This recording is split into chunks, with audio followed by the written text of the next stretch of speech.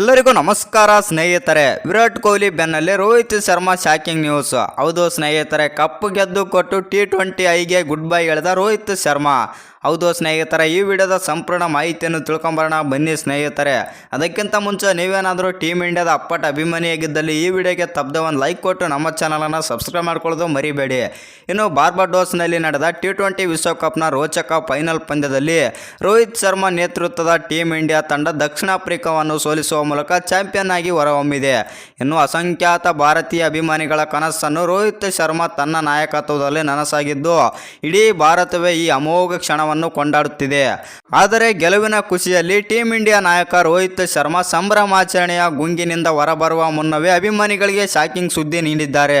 ಹೌದು ಸ್ನೇಹಿತರೆ, ಭಾರತ ವಿಶ್ವಕಪ್ ಗೆದ್ದ ನಂತರ ವಿರಾಟ್ ಕೊಹ್ಲಿ ತೆಗೆದುಕೊಂಡ ನಿರ್ಧಾರದ ದಾರಿಯನ್ನೇ ರೋಹಿತ್ ಶರ್ಮಾ ಅನುಸರಿಸಿದ್ದು T20 ಅಂತಾರಾಷ್ಟ್ರೀಯ ಪಂದ್ಯಗಳಿಂದ ನಿವೃತ್ತಿಯಾಗಿರುವುದು ಶರ್ಮಾ ಘೋಷಿಸಿದ್ದಾರೆ.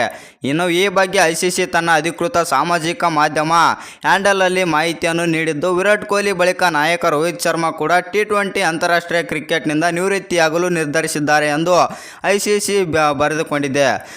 ಆದರೆ ಏಕದಿನ ಮತ್ತು ಟೆಸ್ಟ್ ಪಂದ್ಯಗಳನ್ನು ಆಡುವುದು ಮುಂದುವರಿಸುವುದಾಗಿ ರೋಹಿತ್ ಶರ್ಮಾ ಖಚಿತಪಡಿಸಿದ್ದಾರೆ. ಈ ವಿಡಿಯೋ ನಿಮಗೇನಾದರೂ ಇಷ್ಟವಾಗಿದ್ದರೆ ಒಂದು ಲೈಕ್ ಮಾಡಿ, ಶೇರ್ ಮಾಡಿ, ಹಾಗೆ ಇನ್ನೂ ಹೆಚ್ಚಿನ ಕ್ರಿಕೆಟಿಂಗ್ ಅಪ್ಡೇಟ್ಗಳಿಗಾಗಿ ನಮ್ಮ ಚಾನಲನ್ನು ಸಬ್ಸ್ಕ್ರೈಬ್ ಮಾಡಿಕೊಳ್ಳಿ.